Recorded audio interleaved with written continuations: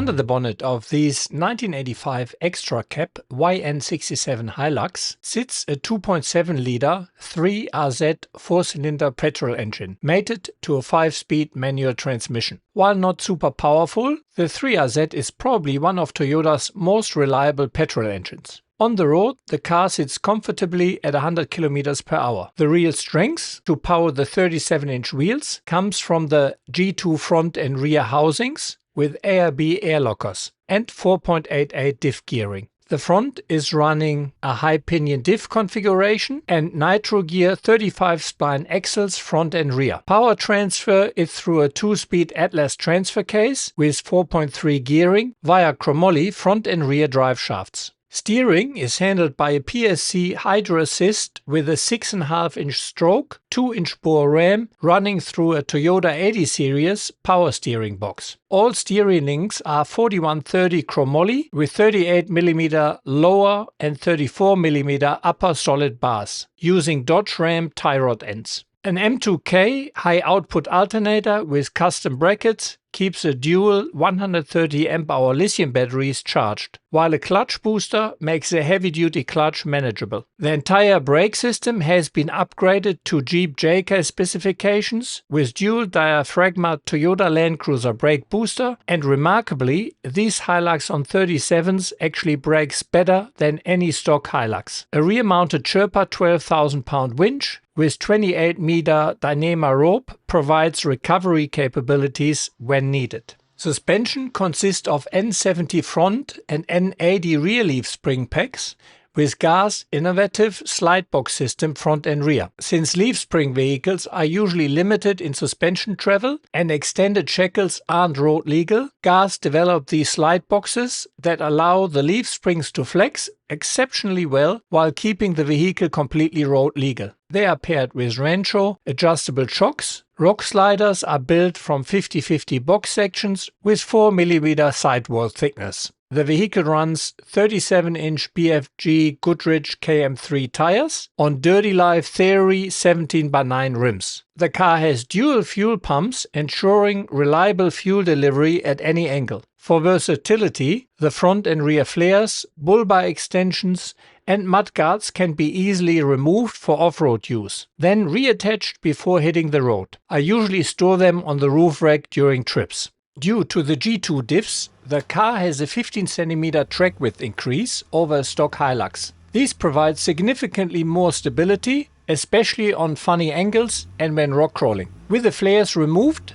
the tires actually protect the panels exceptionally well because they extend so far beyond the bodywork. Inside there's a Recaro Specialist L driver seat and a Nissan 180 SX passenger seat. All is rounded up with a Momo small steering wheel. The full custom tray is Raptor coated with quick release trail mod Jeep flares at the rear and front. The electrical system includes a dual ARB compressor, GMX XRS 390 IP67 UHF radio and a laser linear 24 Elite LED light bar. Security is handled by multiple theft prevention systems, including GPS tracking.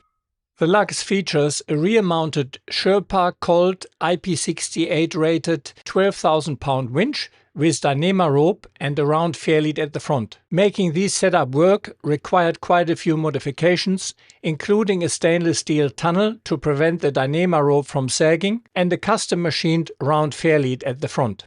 The winch has already proven quite useful, mainly for pulling other people out of their predicaments.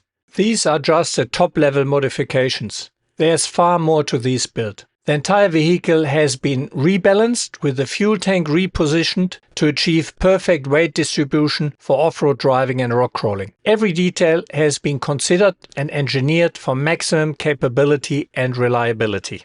From day one of this project, I had 2 engineers involved to ensure everything remained compliant. Some of the requirements for 37-inch tires included a brake plate test, which honestly a stock 30-year-old Hilux would never pass, plus swerve tests and general brake tests. The engineering process involved numerous appointments, track days and tests at the brake test facility. As we all know, even with the engineer certificate, you can still be stopped. I can report I've been pulled over twice, the engineer papers were inspected, the car was thoroughly checked and everything was found to be exactly as per engineering report without any issues. That's how it should work. So why am I selling the Hilux?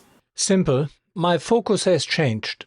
Technical four-wheel driving just isn't where I spend my time anymore, unfortunately. This Hilux was built for serious rock crawling and technical terrain, but I'm not using it enough to justify keeping it. Honestly, if I had the storage space and funds available, it would definitely be a keeper. But reality is I don't have a big garage, and with my 2 kids now at driving age and needing their own cars, I simply can't justify the space for a vehicle I use so little. It deserves an owner who appreciated what it is and uses it for what it was designed for.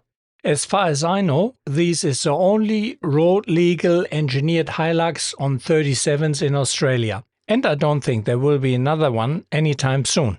With engineers moving away from certifying modified four-wheel drives, especially in New South Wales, you won't see another build like this.